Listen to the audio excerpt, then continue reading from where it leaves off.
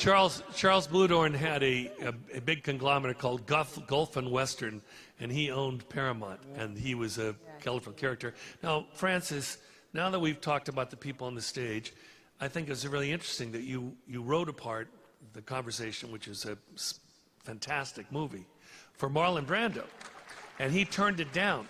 How did you convince Marlon Brando to do this role? Well, it wasn't a matter of convincing Marlon Brando. It was a matter of convincing Paramount, because I never talked to Marlon again after that turndown, but I was told by the executives of Paramount that absolutely Brando, who had been in Quemada, the film Burn, which was not successful, that having Brando in the film would be less commercially than if a total unknown did it.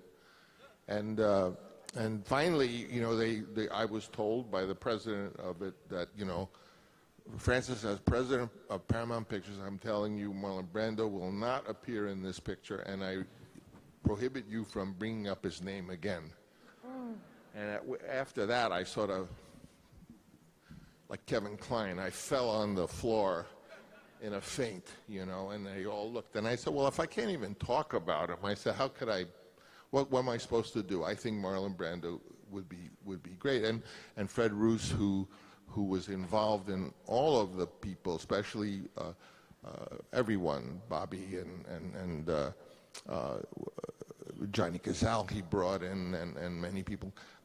So they said to me, all right, if Marlon will do it for nothing, if he'll do a screen test, if he'll do it for nothing, and if he'll put up $1 million bond that he won't cause trouble during the production, then you can have him.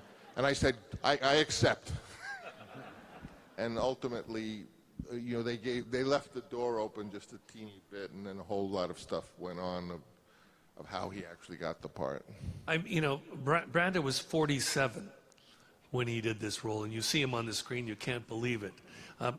A lot of Dick Smith was the makeup person you used. Was it mostly, not mostly, was it Dick Smith, or did Brando just Brando become? Himself, I mean, Dick Smith was a genius at what he did, and he took it to the next level. But when I went to Brando's home that early morning to do this, I had said to Brando, oh, we'd do some improvisation. You know, I didn't say it was a screen test.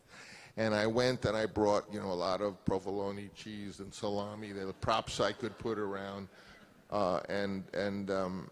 He came out of his bedroom early in the morning. He was a beautiful man. He had long blonde hair, and he had a Japanese robe on. And there were not a lot of words spoken. He saw me there. He saw there was a camera. He was, you know, and he took his hair and he rolled it up, put shoe polish on it, and put a shirt on, and started bending the collars. They always have the collars bent, you know. And he would take a little of the provolone and start, and then he took some paper and stuffed it in his jaws, and he said these should be like a bulldog, I remember. And then he also said he was shot in the throat, so maybe he should talk like, you know. And he started turning into the character. And even as he was there doing that, the phone rang, and he was going, and he picked up the phone and said, I don't know who was on the phone, but he had totally turned into the character, and I had it all on videotape, and that's really what sold, you know, did the trick.